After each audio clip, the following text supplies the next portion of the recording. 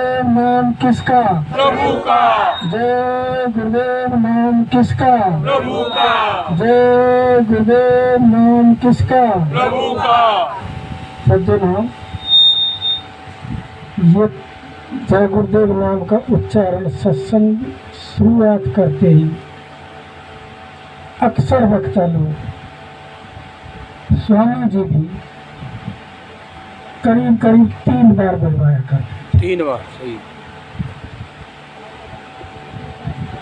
लेकिन किसी ने नहीं पूछा कि 3 बार क्यों, 4 बार क्यों नहीं, 2 बार क्यों नहीं। किसी ने प्रश्न किया?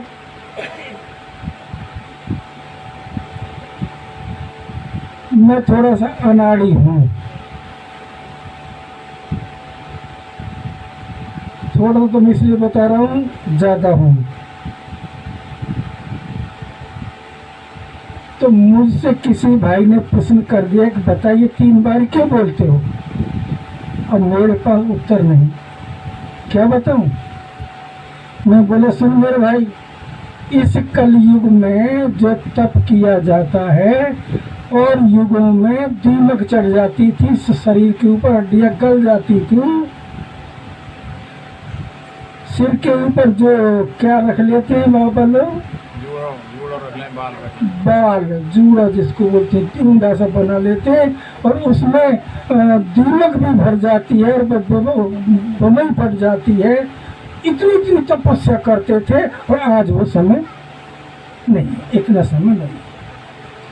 इसलिए गुरु महाराज ने जय गुरुदेव नाम को सिद्ध करके और इसको 3 बार बोल देते ही 3 लोगों से सूरत पार हो जाती है। अंड पिंड ब्रह्मांड से एकदम नाम लेते ही पार हो जाती है। बोलो, फिर इन तपस्याओं को करने की जरूरत कहाँ है? न हमारी इतनी उम्र है, न हमारे अंदर इतना दम है, अन्न में प्राण है।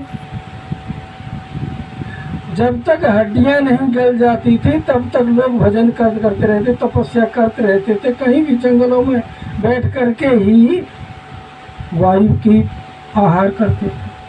आज तो अन्न में जाने भाई, सुबह से शाम को अन्न नहीं मिले, मेरा तो चेहरा लटक जाता है, आपका मुझे पता नहीं है, शायद आपका नहीं लटकता हो, मेरा तो लटक जाता है। परसों के दिन मैं इधर से निकल के जा रहा था, सुबह खाना नहीं खाया, पेट में कुर्र कुर्र हो रही थी, मुझे पहुंचना ललितपुर है तो भोजन कहाँ से करूं। मैंने इनको फोन किया, मैं नंद में उतर जाऊंगा, भरतपुर की टिकट हुई, एक ऑटो रिक्शा में बैठ करके डेहरा मोड़ पर आया, पैसा देने लगा, जेब खाली थी, पैसा एक नहीं। इधर उधर देखो, ये मालिक को मौज करी, उधर मेरा रिजर्वेशन है गाड़ी का, पहुंचूंगा कैसे?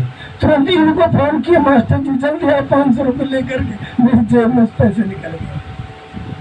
इन्होंने टाइम लगा दिया, 8:45 मिनट का समय था गाड़ी का, 7:30 मुझको यहीं बज गए डेहरा मोड़ पर। मुझे गुरु महाराज आपने लीला खूब खेली, आज मैं कैसे पहुंचूंगा? मैंने इनसे कहा, ये मेरी टिकट देखो, जल्दी देखो, ये गाड़ी राइट टाइम है कि लेट है? इन्होंने गाड़ी देखी, 1.5 घंटे लेट थी। अरे मेरी गल तो आराम से पहुंचाने, मालिक पहुंचाने वाले, मैं पहुंचने वाला नहीं था। वहां पहुंचा तो 12:10 पर गाड़ी आई थी, आराम से गया, सोता हूँ। गुरु पर करो भरोसा, फिर न करो कुछ। गाते तो हैं हम, लेकिन जीवन में वो ढलता जाए, जीवन में वो ढलता जाए। भरोसा पक्का रखो कि गाड़ी पार जरूर हो जाएगी। इसलिए 3 बार जय गुरुदेव बोलने का मतलब अंड और पिंड ब्रह्मांड से आर पार हो। कितना सरल है भैया, सरल है कि नहीं? तो अभी एक प्रश्न चल रहा था, थोड़ी देर पहले मेरे भाई मुझसे पूछ रहे थे, सूरत और मेरठ किसको कहते हैं?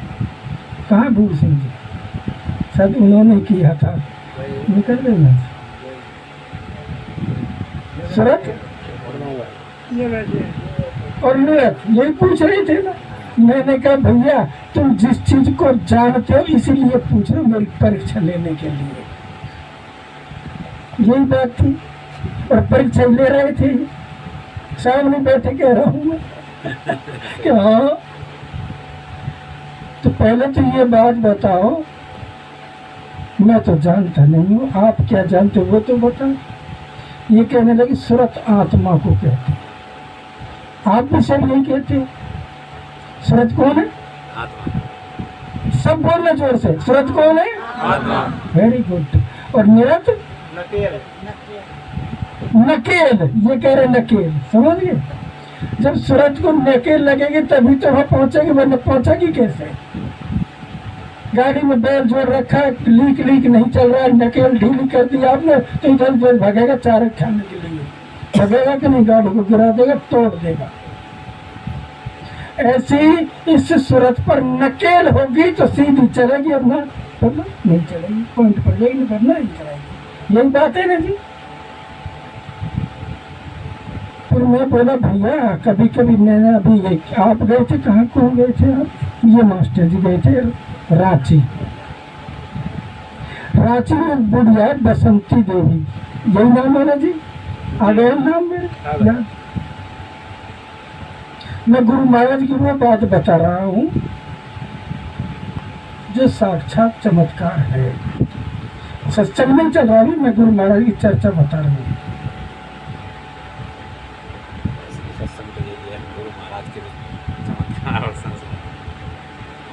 गुरु महाराज ने चमेली देवी नाम है, चमेली देवी याद आ गया अच्छी तरह से।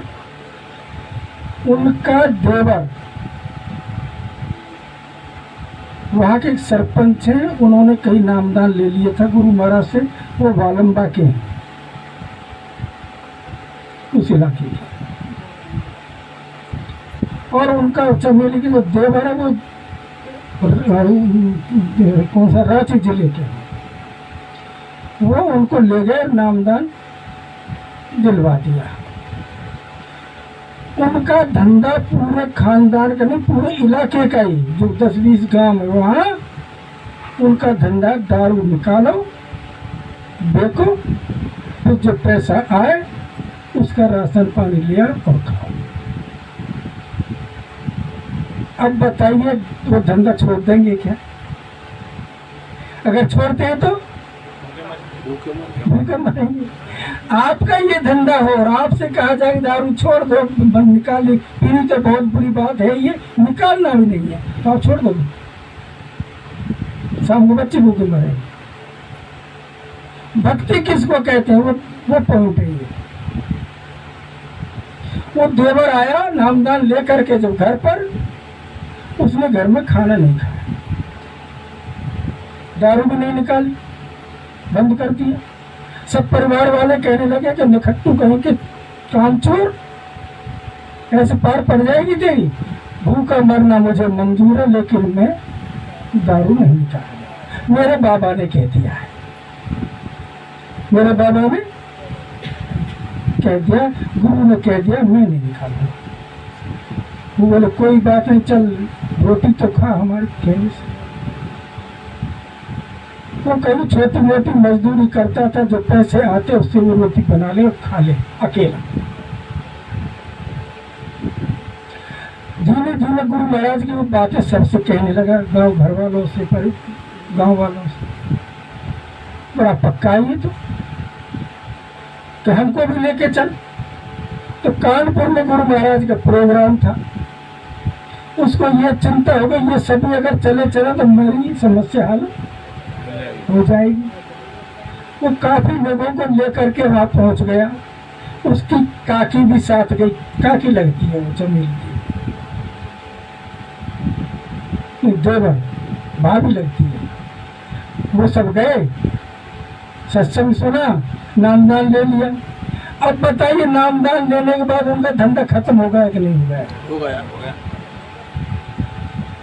अब अपने अपने दिल पर हाथ रखना। और भरत प्रवासी है और लोहागढ़ के इलाके के, लोहागढ़ कठोर, वो कितने कैसे लोग हैं, और आप तुलना करना थोड़ा सा।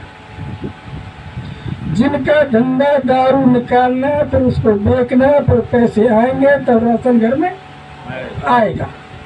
आपका तो खेती है, बाड़ी है, सब कुछ है, नौकरी भी है, बिजनेस है, दुकानें हैं, उनके नहीं है। अब भी यही हालत है, ये होकर क्या है। मेरा वहाँ बहुत आना जाना रहा है, अब भी है, रहता ही है। अभी गुरु पूर्णमासी को बुलाया हुआ, आ गए, चिंता हो गई, अब क्या करें। तो चमेली देवी बोली कुछ नहीं करना है, गुरु महाराज ने बहुत अच्छा किया, दारू बंद हो गई अपनी। आप पहाड़ में जाओ, लकड़ी काट करके लाओ, गट्ठर बनाओ और कस्बे में ले जा करके देखो, जो पैसा आएगा अपनी लागत उसमें लग नहीं रही, पैसा ही मेहनत ही तो लग रही है। गट्ठर काट के लाए, बाजार में बेचे, पैसा आए, उसकी राशन पानी बनाए।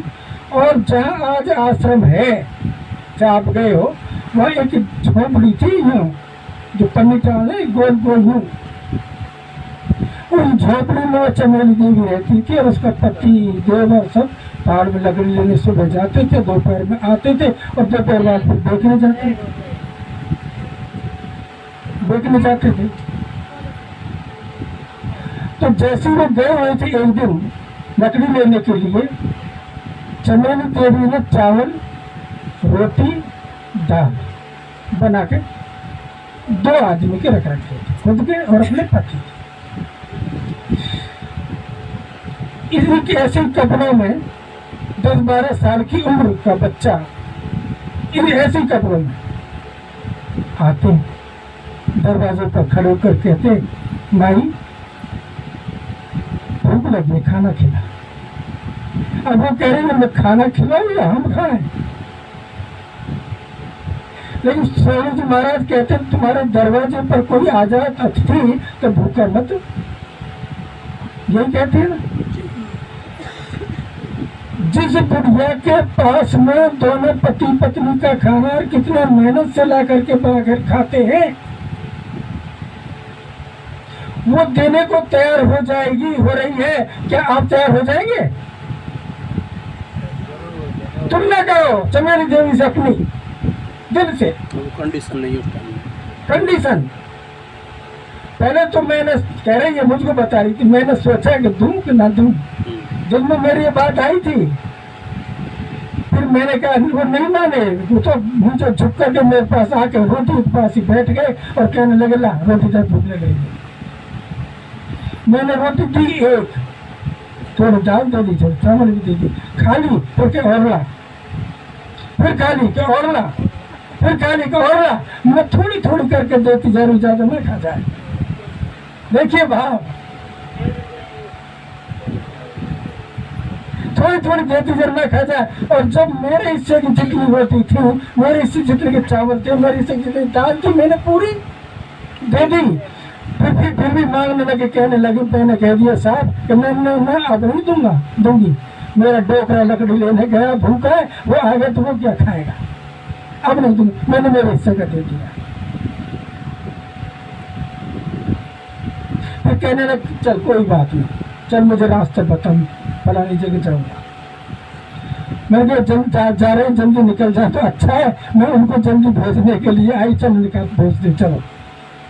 रास्ता बता दिए, रास्ता जाता है, जाकर उन्होंने पूछा इधर चले जाओ। मैं थोड़ी दूर तो वो चले और चलते समय कहने लगे मुझसे कि कल फिर बनाना, मैं कल लाऊंगा। यही है ना कल फिर बनाना, कल भी आऊंगा, और कल खीर जरूर बनाना। कल क्या बनाना? अब ये बताइए, जिसके घर में राशन के पैसा इतना है कि खीर कहाँ से बनाएगी? दूसरे दिन उसने आकर के अपने पति से, देवरों से, सबसे कहा कि ऐसे ऐसे मेरे साथ तो हुआ है। तो सब ने, हमने मिलकर के खीर बनाई, रखी, उसी टाइम पर फिर आ गए और कहने लगे ये खीर ले, ये रोटी और ये दाल, पहले पूरे गाँव वालों को खिलाओ। पूरे गांव में रोटी, दाल, खीर, चावल बंटवाए और खिलाई, और जितने थे उतने ही रहे, गाँव के लोग खूब खाए। 20 दिन, पूरे 20 दिन तक रोजा आए थे और रोजा न खिला। आपको गुरु चाहिए? चाहिए। अरे चमेली देवी बनोगे तो गुरु मिलेंगे, चमेली देवी नहीं बनोगे तो नहीं मिलेंगे। अभी जीवित है अभी है। 20 दिन तक, और कहने लगे उसकी जो जमीन थी चमेली देवी से कि यहाँ तू आश्रम बना देना मेरी कुटिया, बगल में दादा गुरु का मंदिर। अब बताइए, वो गरीब महिला, गरीब परिवार, पूरा का पूरा गांव गरीब है, खेती नहीं, सूखा पड़ती थी, कुछ होता ही नहीं था, कैसे बनाएगा? बनाएगा किसकी कृपा से, किसकी दया से? गुरु की कृपा से। जिन जिन घरों में रोटी बटी थी, जिन जिन घरों में खीर गई थी, वो सब के सब शुद्ध शाकाहारी हो गए, सबके दारू मात छूट गए, और सब पूरा इलाका सत्संगी है, वो आलीशान आश्रम है, ये कुछ भी नहीं है। ईमानदारी से बताने सामने बैठे, उसकी तुलना में है कुछ? बहुत कुछ अंतर है। काफी जगह पहाड़ी एरिया है, पहाड़ी एरिया और आप गए हो तो आपको ढोल मंजीरे से गागा के नाक से आपका स्वागत करके ले गए होंगे ना, करुआ पीछे अंतर था, ऐसे कुछ पूछे। इतनी भाव है। अनपढ़ है, बिल्कुल अनपढ़ है, लेकिन उनके पास पढ़ाई है। हाँ बच्चा। कौन सी पढ़ाई है? इनकी पढ़ाई।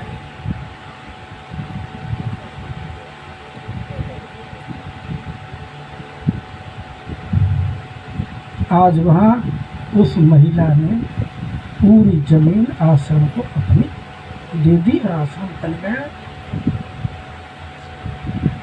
और एक ऐसा मंच बनाया है सामने ही आश्रम के पास में, जहाँ हर साल की पहली तारीख को एक सत्संग होता है। कम से कम 50,000 लोग आते इलाके से, 50,000। मंच काफी ऊंचा है, ऊंचा है ना, ऊंचा है जमीन से, काफी बड़ा मैदान है मंच के सामने, पहाड़ी है, खच भर जाता है।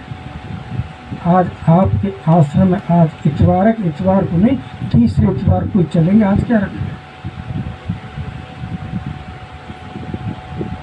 इस इतवार में क्या मिलेगा? कुछ नहीं मिल रहा। तीसरे में मिलेगा। तीसरे में क्यों मिलेगा पता है? मैं बता दूं तीसरे में क्यों मिलता है। वो उस दिन बड़ा भंडारा होता है, बड़ा सत्संग, भंडारा ही बड़ा सत्संग होता है।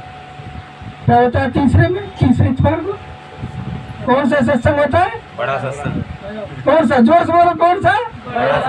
बड़ा। जो पंगत लगती है उसको बड़ा बोलते हैं। मालपुआ बन जाए उसको बड़ा बोलते हैं, खीर बन जाए उसको बड़ा, और खीर में मेवा मिष्ठान और बन के उससे भी बड़ा हो जाता है। ये बड़ा सत्संग। बड़ा सत्संग वो है, गुरु महाराज बताते हैं अपने जीवन की डायरी, डायरी इसमें 3 पन्ने हैं। कितने? 3 पन्ने हैं, और 3 पन्ने में 2 पन्नों का मालिक प्रभु है। 2 पन्ने के मालिक कौन है? ऐसी तुम्हारी जीवन की जो डायरी है, आप जीवन समझ रहे मैं किसको कह रहा हूं? ये आत्माओं, तुमको ये जो शरीर मिला है 3 पन्ने का है।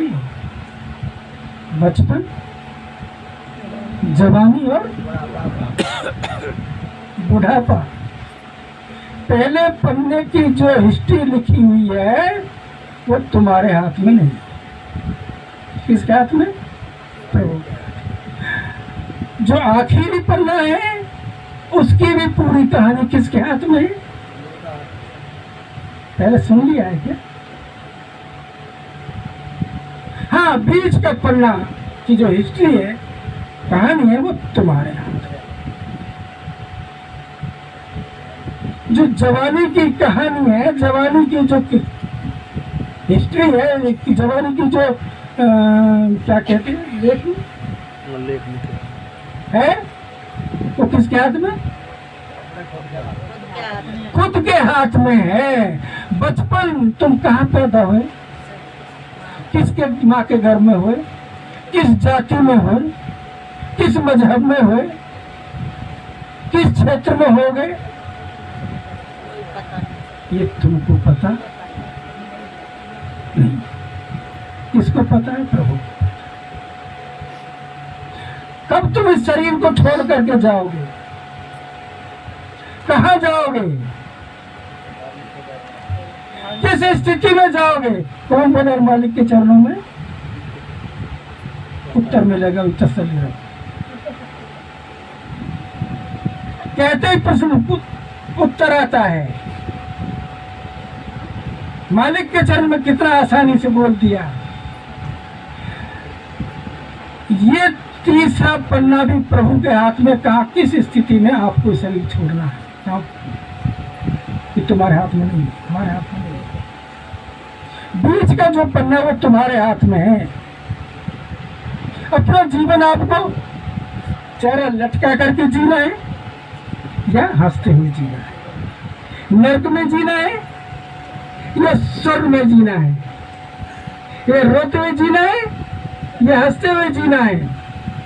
या प्रेम से जीना है या झगड़ा करते हुए जीना है? ये किसके हाथ में? तुम्हारे खुद के हाथ में। अगर आपने हंसते हुए जीवन बिताया, अगर आपने भी प्रार्थना बोली उनके गुरु के चरणों में बिताया, तो प्रार्थना सब कुछ सत्संग भरा हुआ है। अब ये सब लिखिए मैंने एक एक पॉइंट। ये गाने से काम नहीं चलेगा, खाली गाने से। हनौर बांध देगा, खेत पर खड़ा कर दिए, खेत जुत जा, खेत जुत जा, खेत जुत जा, और शाम तक कहते रहे और घर वापस आ गए, खेत जुत गया क्या?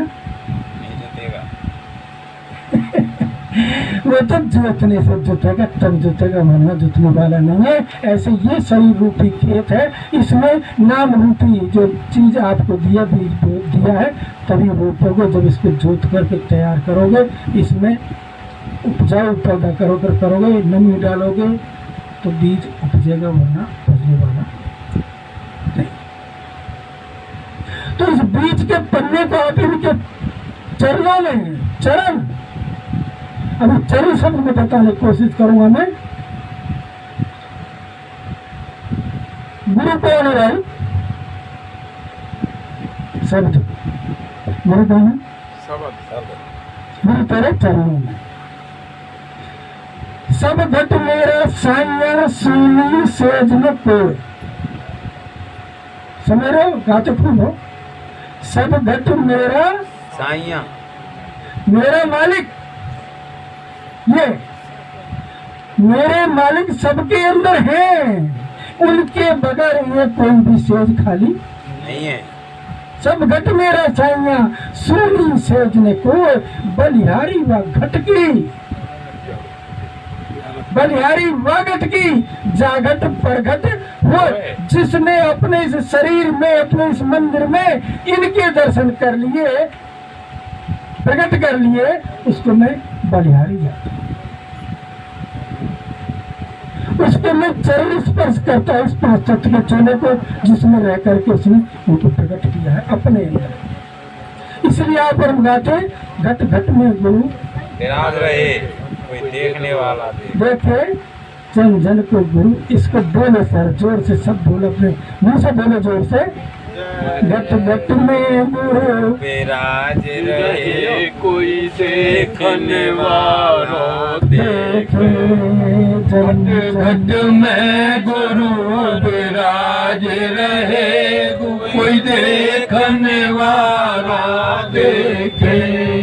घट घट में गुरु विराज रहे, कोई देखने वाला देखे।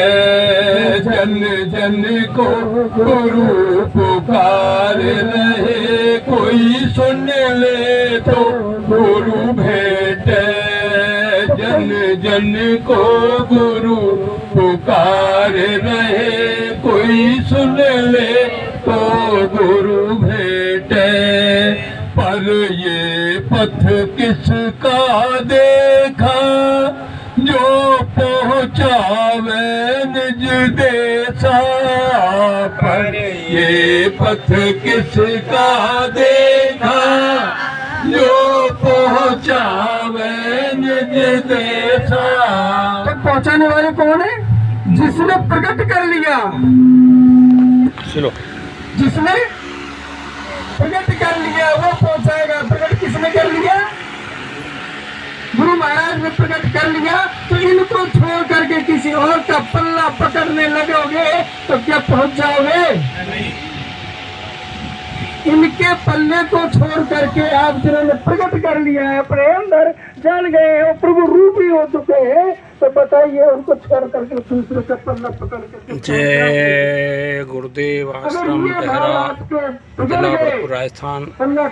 आज 23 जून 2024 का ये दिन रविवार, ये सत्संग इस समय चला हुआ है और हमारे परम समय श्री भूरा सिंह जी गुरु महाराज का संदेश सुना रहे हैं। ये गुरु महाराज की कुटिया है। अपनी जेब में से सेवा भी नहीं निकालता।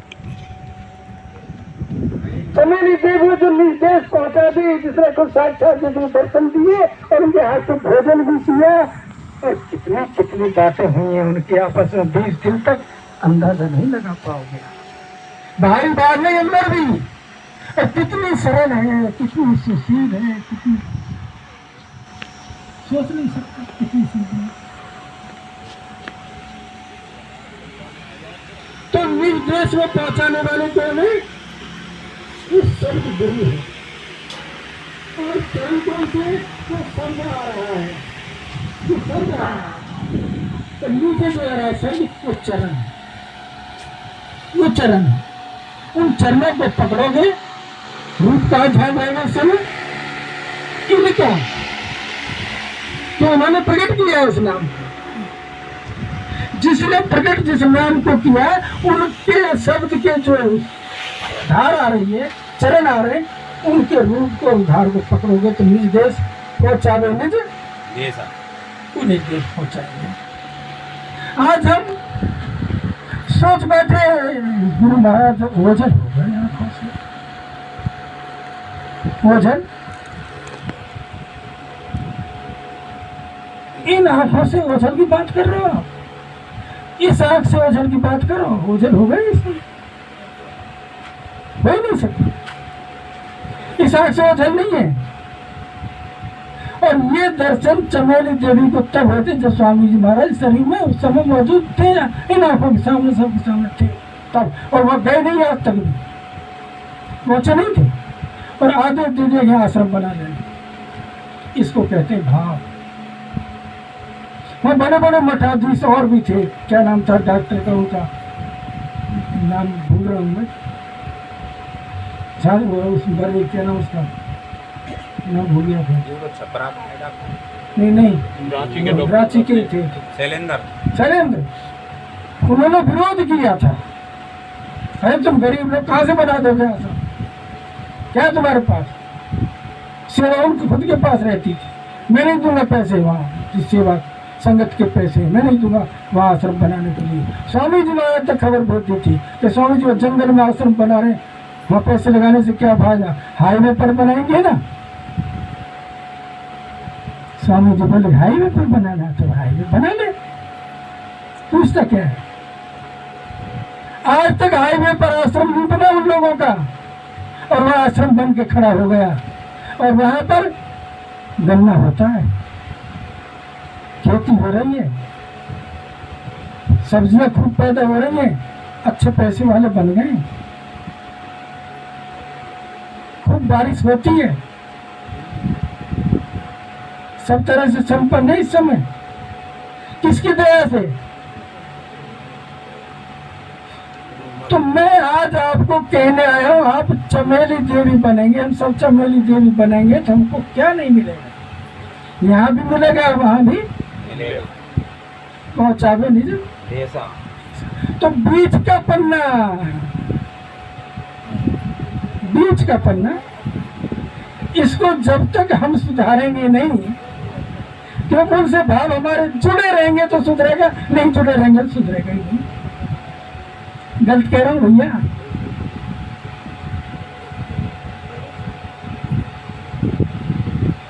बाबा जी आप लोगों को भेजते हैं सेवा मांगने के लिए, भेजते हैं, आप जाते हो ना, सेवा दो, सेवा दो, सेवा दो, सेवा दो, सेवा दो। ये चर्चा वहाँ भी चली थी कल। कुछ लोगों का प्रश्न था, इस सत्संग में जाते हैं तो सेवा की बात करते हैं ज्यादा, और कर भी रहे। मैंने कहा भैया मैं तो जितनी बार भी आपके यहाँ आया हूँ, यही तुम्हारे यही नहीं, कहीं भी जाता हूँ मैं सेवा का जिक्र नहीं करता। आपसे पूछ रहा, मैंने कभी सेवा के बारे में कहा आप लोगों को? कहीं भी पूछ लेना, मैं सेवा का जिक्र करता ही नहीं हूँ, लेकिन इतना जरूर कहता हूँ बेईमान मत बनना। क्या मत बनना, और गारंटी भी देता हूँ तुम बेईमान हो। ये शब्द मैं पिटने का काम करता हूँ, किसी से बेईमान कहूँगा तो पिटूंगा भाई। मैं तुमको बेईमान कहूंगा तो पीटोगे नहीं मुझको।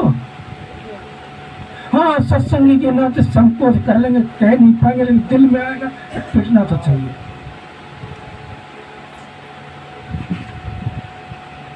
दिल में जरूर आ रहा है, कह नहीं पा रहे हैं, लेकिन पिटना तो चाहिए। हाँ, ऑन रोड पर जाकर के किसी से कह दूं तो जरूर पिट करके हम पुकारेंगे, अरे मुझे बचाओ, है मुझे बचाओ।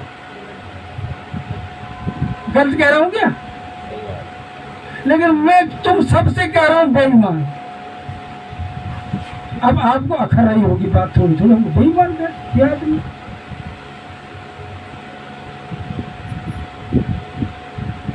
मैं वहीं जोड़ूंगा ले जाकर के आपको चमेली देंगे इस बेईमान शब्द के माध्यम से। गरीबी के बारे में बता दी मैंने उसकी कहानी। खाने का भोजन था, अपने हिस्से का पूरा दे दिया। आज के समय है ये, तो आज के समय में हुआ है। सत्युग द्वापर त्रेता की बात नहीं कर रहा हूँ मैं। 2006 के आसपास है 2006 के आसपास। हाँ, 6 के आसपास की बात है, ज्यादा पुरानी नहीं।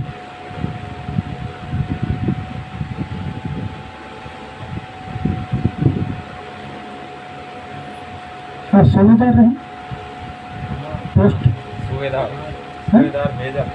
मेजर, सुंदर मेजर। ये घर पर आए, इन्होंने अपना मकान बनवाना शुरू किया।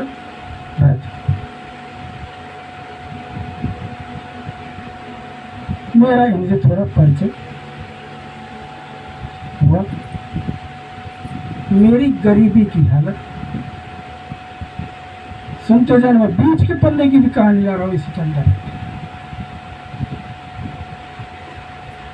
मैंने इनसे कहा, शुभ नाम भूल गया मैं, फतेह सिंह जी, सूबेदार जी, हाथ जोड़ करके मुझे आप कल काम पर रख लेना। बेलदारी पर काम चल रहा है, मकान बन रहा है, बिल्डिंग बन रही है।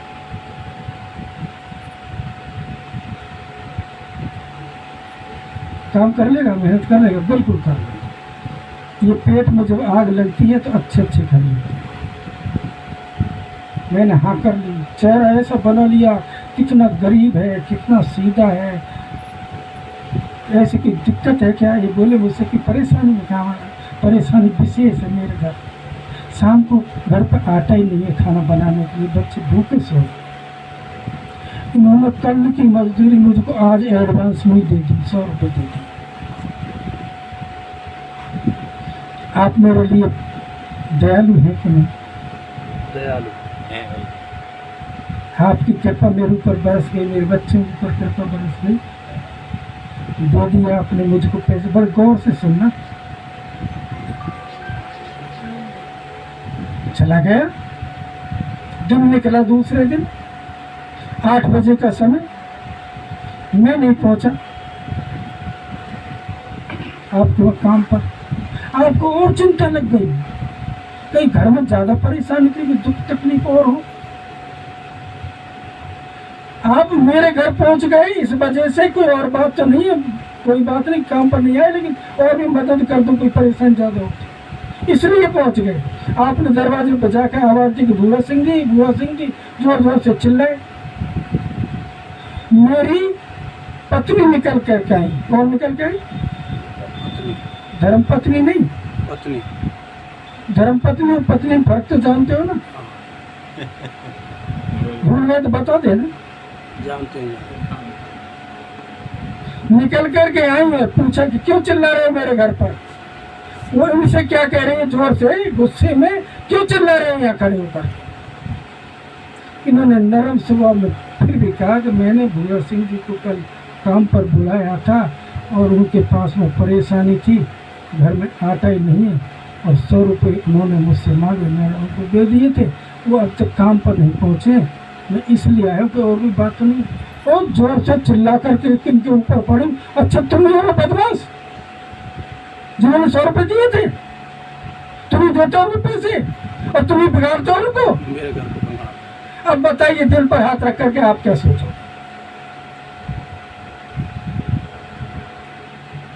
सबके लिए है, आप सबके लिए, मैं पूरी दुनिया के लोगों के लिए कह रहा हूं। क्या सोचोगे मेरे प्रति? फिर बोली अगर तुमने पैसे नहीं दिए होते तो वो निखट्टू कहीं का काम चोर बदमाश दारू पी करके आता है घर रोजाना, सब्जी बनी रखी थी, रोटी बनी रखी थी और पूरी की पूरी चाकू फैला के पटक दी, न हमको खाने दी, न खुद ने खाई, न बच्चों को खाने दिया, वो खर्राटे मारा पड़ा खा। दिल पर हाथ रख करके ईमानदारी से बताना, आप मुझको 100 रुपये, 200 रुपये, 50 रुपये दूसरे दिन दोगे क्या? आप मुझे बेईमान कहोगे कि ईमानदार? जोर से बोलो, क्या कहोगे?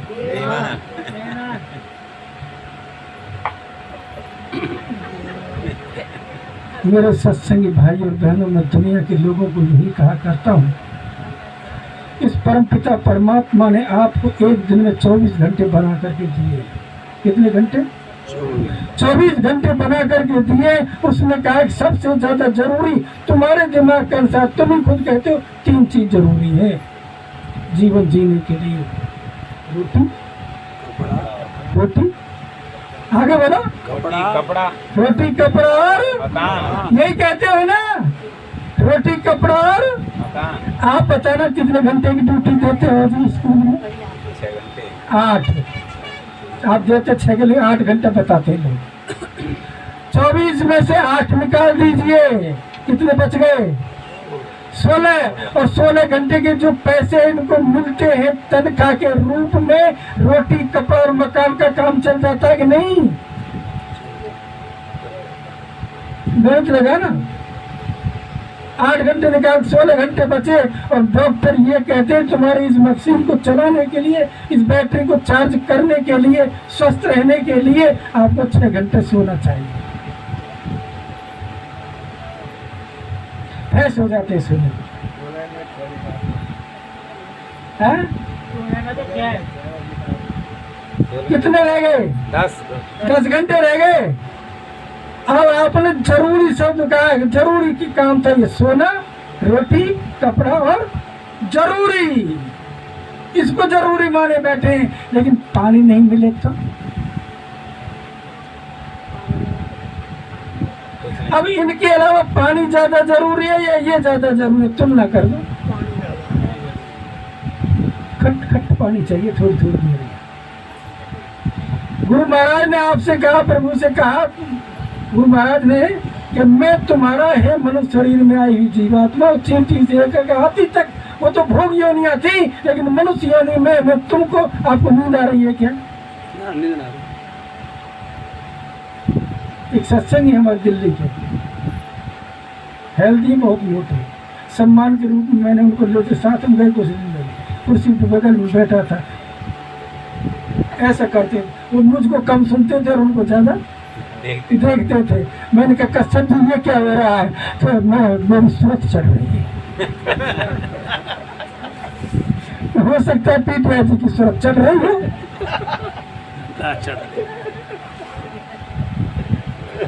कहाँ ऐसी झपकी आने का मतलब आनंद नहीं आ रहा है, अच्छा नहीं लग रहा। झपकी का मतलब ये होता है। अब झपकी क्यों लगती? इसीलिए आनंद नहीं आ रहा। ये चिंता में पड़ गए कि बाबा बेईमान बुरा रहे हैं। अरे बेईमान को बेईमान कहने में मुझे शर्म क्यों आएगी? ये कहलवा रहे, मैं थोड़ी कह रहा हूँ। अब आगे चलिए, क्या कह रहा था मैं अभी? 10 घंटे रह गए। 10 घंटे रह गए और पानी के 5 घंटे। इन्होंने दिए और बोले कि 5 घंटे तुम रिश्तेदारी में, भाई बंदी में कहीं घूमना फिरना बैठना उठना, तुमको फ्री कर देता हूँ पानी को। भाई पानी के लेते हो तुम, पैसा देना चाहिए कि नहीं देना चाहिए? वो फ्री कर दिया कि मैं जलदाय विभाग वाले इंद्र से कह दूंगा कि तुमको फ्री, समय पर खूब बारिश होगी, नाले बहेंगे, नदी बहेगी, मुँह में खूब पानी रहेगा, लेकिन मैं कहूँ जैसे करते रहना। अब कितने बच गए भाई? 5 घंटे। 5 घंटे जो अति आवश्यक चीज है उसकी है, जिसको किसी को पता ही नहीं है। अति आवश्यक कौन सी अति आवश्यक?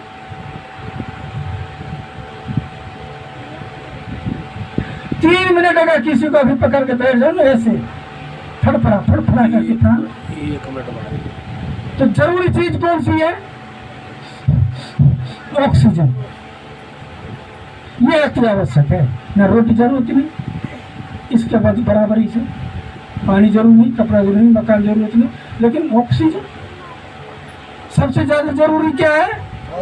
ऑक्सीजन है। इन्होंने 100 रुपए जो दिए थे मुझको ऑक्सीजन समझ लीजिए उसे।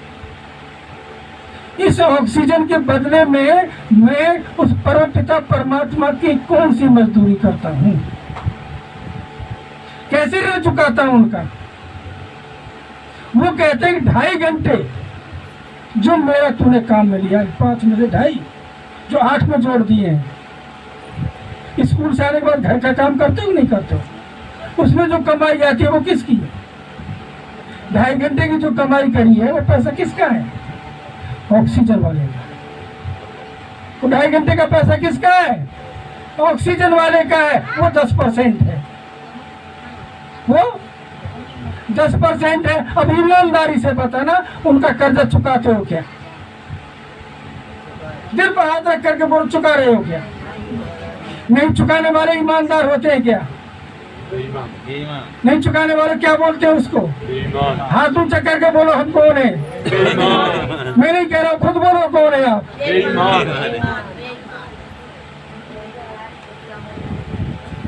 और जो 2.5 घंटा है वो ये है जिन्होंने नामदान ले रखा है, इनसे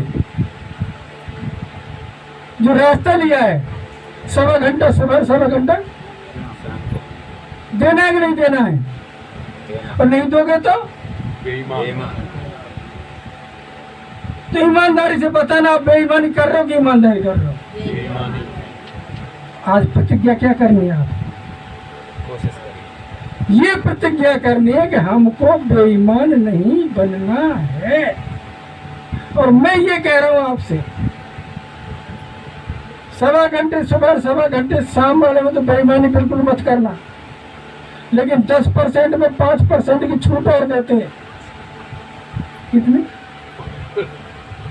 5 तो दोगे, इसमें भी तुम्हारी भलाई है, ईमानदारी है। लेकिन पूरे विश्वास के साथ मैं कहता हूँ लोगों से, जहाँ जाता हूँ तुम इसमें भी बेईमानी करे बगैर नहीं है, करनी पड़ेगी। करोगे, चूक नहीं सकते। और फिर कहोगे बाबा मेरी नैया पार लगा देना। बाबा करे क्यों?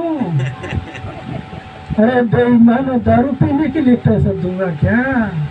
मेरी मेहनत करो, मैं ऑक्सीजन तुमको दे रहा हूँ, उसका कुछ दो मुझको, तभी तो मैं तुम्हारी नैया पार लगाऊंगा। और नैया पार लगवानी तो बेईमानी नहीं करनी, नैया पार नहीं करवानी है तो बेईमानी खूब करो। बेईमानी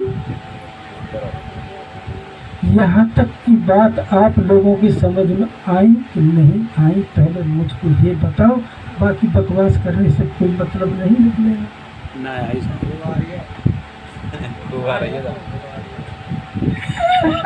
जबरदस्ती करवा रहे तुमसे। हाँ, इसको गौर से सुनना। हम आत्माओं को परमपिता परमात्मा ने ये मौत मंदिर दिया है। किस काम को दिया है? भजन ध्यान इस धाम चलने के लिए। कल भी मैंने जिक्र किया था, एक भाई को मैंने सिफारिश करके इसके माता पिता से कह करके एक कार दिलवा दी, 4 व्हीलर। क्या दिलवा दिया? कार दिलवा दी। तो आप बताइए, जब तुमको कार मिली तो खुश हो गए कि नहीं हो गए? और कहा कि इस कार को लो और इस कार में बैठ करके दिल्ली, भारत की राजधानी, आप जा सकते हो। इस कार में बैठ करके तुम वो राम मंदिर बनाए, वहां जा सकते हो। ये कार में बैठ करके अयोध्या की तरफ वहां जा करके लंका की तरफ जाने लगे। तो आप मुझको बताओ, उसका सदुपयोग कर रहे हैं कि दुरुपयोग?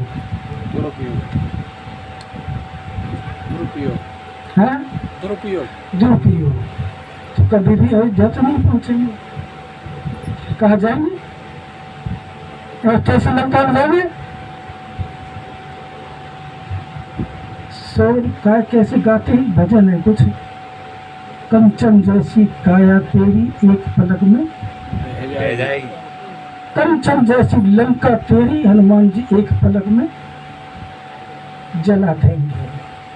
तो कंचन जैसी काया तेरी एक पलक में ढह जाएगी, और वो गाड़ी जहां भी एक्सीडेंट हो जाए तो काया तेरी आग लग गई तो जल गई कि नहीं जल गई? इसको कहते हैं दुर्योधन। दुर्योधन का मतलब जानते हैं आप?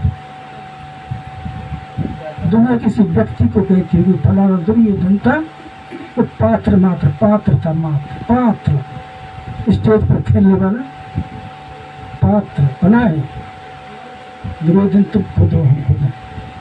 दुर्गुणों से जो हम भरे हुए दुर्योधन, दुर्गुणों से भरे हुए इसलिए हम दुर्योधन है। क्यों? हम उस कार में बैठ करके हम अयोध्या की तरफ नहीं जा रहे, हम दुर्गुणों को धारण करके लंका की तरफ जा रहे, उस भवसागर में डूबने के लिए जा रहे हैं, जहां पर श्वेत बंदरा में सब बांधा ही नहीं बांध। तो हम इस काया कोई कार कोई समझ बैठे कि हम तो कार है, हम आत्मा नहीं है। इस कार का नाम एम्बेसडर रख दिया, किसी को क्या कहते स्कॉर्पियो रख दिया, किसी क्या महिंद्रा रख दिया। इनके शरीरों के नाम क्या रख दिए अलग अलग। ऐसे हम इस शरीर को ही खुद समझ बैठे, हम खुद शरीर ही है जो कुछ है, हम आत्मा। ये गाड़ी है, जैसे आप उस गाड़ी के सवार हैं, चाहे व्हील चाहे 4 व्हील के सवार है, मालिक है, ऐसे ही इस गाड़ी के मालिक कौन है? आत्मा है। तो इस महात्मा को अयोध्या की तरफ ले जाना है। वो अयोध्या की बात नहीं कर रहा हूँ आपसे, उस अयोध्या की बात कर रहा हूँ जिसमें कभी युद्ध नहीं होता है। युद्ध कभी होता नहीं, युद्ध से रहित अयोध्या समझ विच्छेद है इसमें, है ना जी? आप तो अध्यापक हैं। युद्ध से रहित है, और हम सब युद्ध में बैठे हुए हैं। फलाना सत्संगी, फलाना वक्ता, फलाना ऐसा, वो बनारस जाता है, वो मथुरा जाता है, वो उज्जैन जाता है, वो जाता है, वो पीली पकड़े वाले, फलाना वाले, बैठे वाले। ये बीमारी हमारे सबके अंदर हंसी खुशी हुई, ये अयोध्या कहलाएगी। इसलिए इस काया को अयोध्या बनाना है। जब अयोध्या बनेगी तब राम के दर्शन होंगे, वरना नहीं होंगे। ये बात समझ में आ रही है कि नहीं आ रही भाई? आ रही है।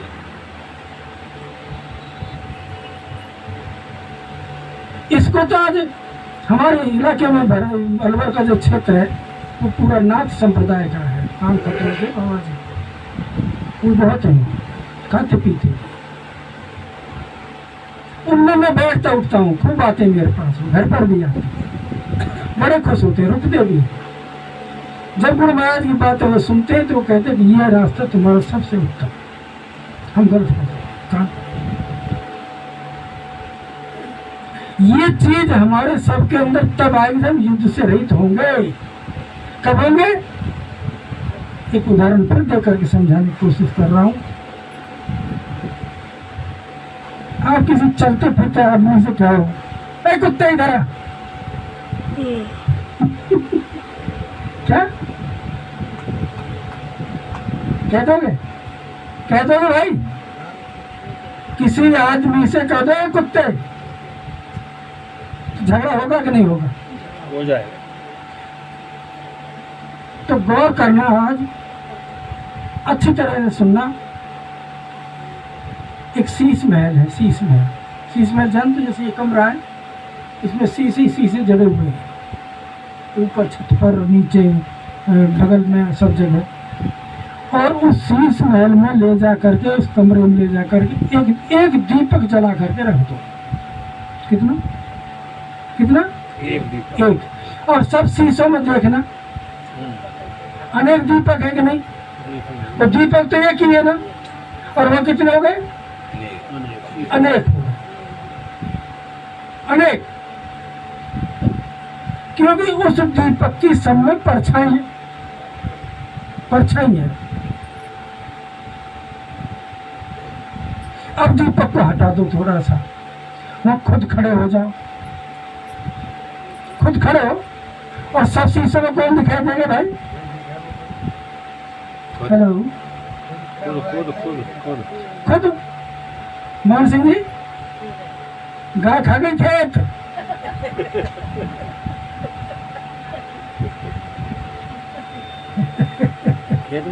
अरे मैं 2 रात से भी सही नहीं ले रही मुझको। बताना, जैसे मैं कर दूंगा शीशे में अपना चेहरा देख करके, ऐसे तुम करोगे कि नहीं? तुम्हारा मुझे पता नहीं, लेकिन क्या करोगे तुम जान। मैं जो करूँगा वो बता रहा हूँ। मैं जैसे शीशा सामने आएगा, मेरी शक्ल शीशे में देखूंगा, तो मैं चश्मे को पहले उतारूंगा, फिर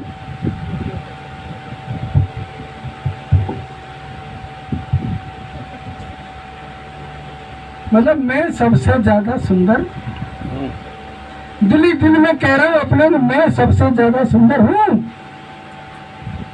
यही बात तुम्हारे आएंगे कि नहीं आएंगे? सब लोग चाहे शीशा देखते समय क्या सोचते दिल में कि मैं मेरी दौरानी से ज्यादा सुंदर, मैं मेरी जेठ जी से, देवर से, ससुर से, पड़ोसन से, पड़ोसी से, ऐसा विचार आता है कि नहीं आता है? सही बोला, तुम से करके आता है। मेरा आता है। अगर मेरे भाव ये है, आपके भाव ये कि इन सब शीशों में मैं हूँ, ये पूरा संसार शीश महल है, और इसमें चींटी से लेकर हाथी तक ये शीशे हैं, इन सब में मैं खुद हूँ। यही गीता में श्री कृष्ण भगवान कहते हैं, मैं सब में हूँ और सब मुझ में हूँ। तो तुम पक्के भगत, ये मानवता है, मनुष्य कहलाने के काबिल है। गलत तो नहीं कह रहा भैया? अब ये भाव जब आएंगे तो झगड़ा होगा क्या? नंबर 3, अब उसी महल के अंदर मैं मेरे गुरु महाराज को खड़ा कर देता हूँ। किनको? आप बताइए, प्रभु सर्वव्यापक है कि नहीं? रोम रोम में राम समाया हुआ, कण कण में कृष्ण समाया हुआ, जर्रे जर्रे में खुदा समाया हुआ, और सबके अंदर प्रभु गुरु रूप समाये हुए। जब गुरु जी को मैंने उस कमरे में खड़ा किया, सब शीशों में कौन नजर आ रहा है? कौन नजर आ रहा है? अब धक्का मारो गुरु जी के। अरे किसी शीशे में उसको धक्का दो, गाली दो, कान है तो गाली, डंडा मारो। मार दोगे? मार दोगे? अरे तुम मारते हो रोजाना, गाली देते हो, उनके साथ दुर्व्यवहार कर रहे हो। ये उज्जैन वाला है, ये अलवर वाला है, ये मथुरा वाला है, ये फलाने वाला, ये ढेके वाला, वो उसको कह रहे, वो उसको कह रहे, वो उसको कह रहे। ये झगड़ा नहीं है तो क्या है? अगर सब ने गुरु जी को देखा होता, सब लोगों ने ऐसे देखा होता, तो बताइए झगड़ा करते क्या? तो झूठ बोलते लोग। अगर ऐसा करते हो तो तुम राक्षस, दुर्योधन, दुशासन और रावण कहलाने के काबिल हो। गलत कह रहा हूं तो बोलो मुंह पर, गलत है कि? फिर कहते हैं भजन नहीं बनता, भजन नहीं बनता। बहुत से तो रोने लग जाते हैं। गुरु महाराज की तस्वीर थी, इसमें दीमक लग गई, मैंने उतारी, मेरे ससुर जी मुझसे लड़ने, कल रो रही थी महिला बहन। हमारे पास दवाई है इस चीज़ की। वैसे तो दवाई पूछने आ जाती बीमारी की, हमने तो MBBS नहीं करी भैया।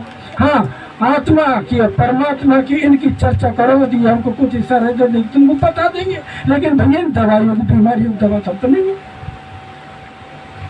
इनकी दवा, अरे किसान से कोई डॉक्टर की बात पूछे तो बताएगा बेचारा?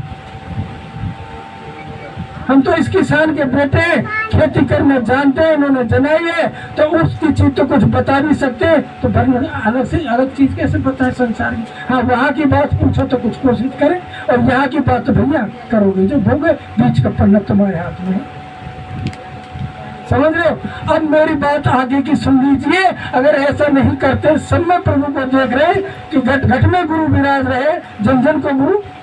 अभी गया थोड़ी देर पहले ही, ऐसे अगर भाव है तो आपका भजन गारंटी से बनेगा और वो तुमको निधान। अगर ऐसे भाव नहीं है और फिर भी जाना चाहते हो क्या? फिर भी जाना चाहोगे क्या? मैं तुमसे हाँ और ना करवा रहा हूं। थोड़ा सा ये भाव न रख करके और धक्का मुक्की करके इनमें फिर भी जाना चाहोगे क्या? बोलो ना, अरे बोलो भाई, जाना चाहेंगे?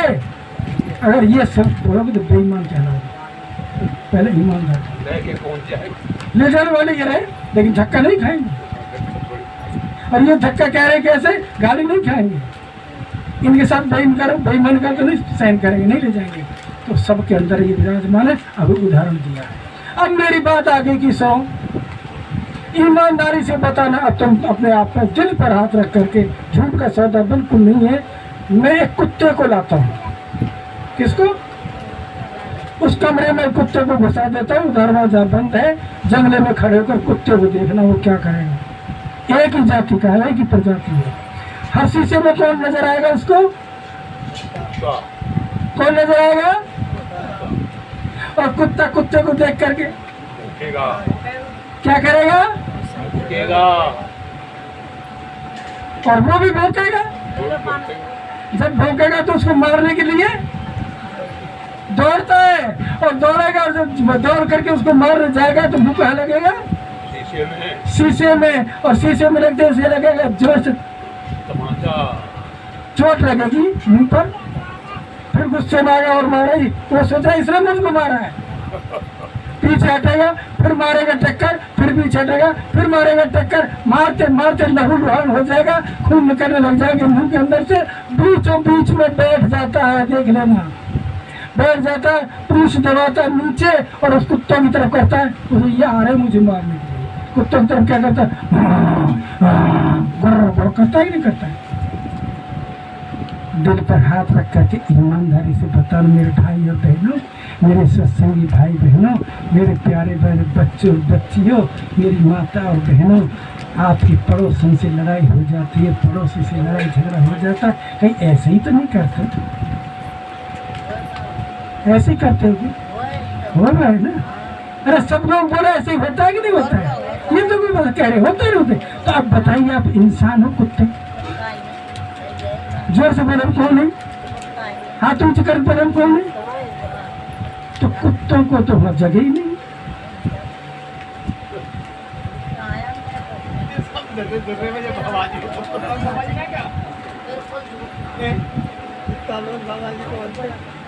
वो तो भोगियो नहीं है, ये कर्मियों नहीं। फिर उन्होंने जो रास्ता बताया उस रास्ते पर चलोगे तभी तुम पहुंचोगे, वरना वही जाओ वापिस। अरे भाई कहीं गलत तो नहीं करोगे, पीठ मत देना। मैंने नहीं कहा तुमको, मैं किसी को कहता नहीं हूँ, तुम खुद कह रहे हो। किसी को नए लोग को ले आओ, उससे कह रहे हो, खुद कहेगा मैं कुत्ता हूँ। आप तो सत्संग है, नहीं मैं जाता हूँ, रोजाना खूब जाए, वो भी हाँ करते हम कुत्ते हैं। यही तो चीज है चोट लगने की। मालपुरी सब खाना पसंद करेंगे, नहीं चोट, संत मत में चोट, और चोट जब तक नहीं लगेगी तब तक वो औजार नहीं बनेगा, और औजार बनेगा तभी वो काम। इसलिए संत मत में चोट लगनी चाहिए, चोट, दिल पर चोट, हृदय पर चोट, आत्मा पर चोट, कि मुझको ये परमपिता परमात्मा ने जो मंदिर दिया, मैं इसका दुरुपयोग कर रहा हूँ, कितना नारायण हूँ, कितना गिरा हुआ हूँ, मैं पशु पक्षियों से भी गिरा हुआ। गलत है जी।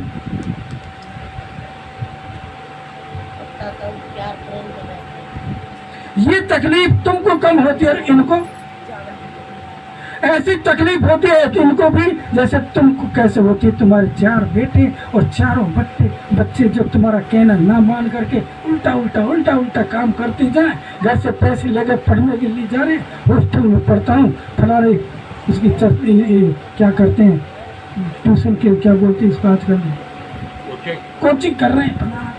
ये ज़्यादा कोचिंग की बीमारी फैल गई, ये बहुत बड़ी बीमारी फैल गई कोचिंग की। वहाँ चले गए, नौजवान हैं, लड़के लड़की हैं, होटल में बैठे अय्यासी कर रहे हैं, तब तरह से फोनों में अलग खेल अलग हो रहे और तुम्हारा पैसा खर्च हो रहा है। जब तुमको पता चलता है मेरे बच्चे में तो ये एमआर घुसे हुए हैं, तो तुम बताना अपने बच्चे के बारे में क्या सोचोगे? उसको तो आपको तकलीफ होगी कि नहीं होगी?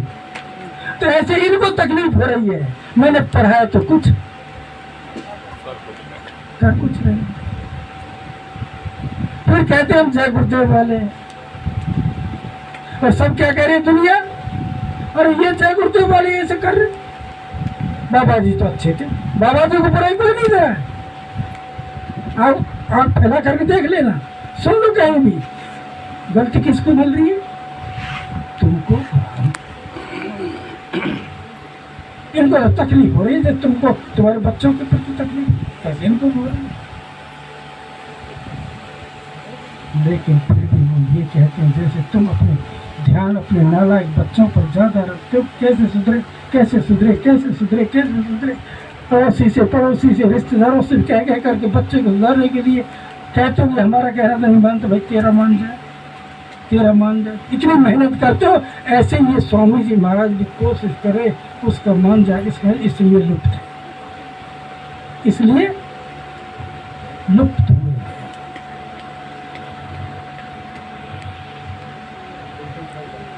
प्रकट करना है तो लाइन पर आ जाओ, प्रकट हो जाइए, नहीं करना है तो नहीं। गलत तो नहीं कहेगी भाई, इनको लाना तुम्हारे हाथ में है, नहीं लाना भी हमारे हाथ। अब तुम्हें लाना चाहते हो क्या? ऊपर ले मन से नीचे प्रेम से मेरा जोर से जय गुरुदेव लाना चाहते हैं तो आप हर शीशे में गुरु महाराज का दर्शन करना सीख जाओ। हर शीशे में, शीशे कौन है? सब शीशे सब, चींटी से लेकर हाथी तक, इसमें साकारता भी आ गई।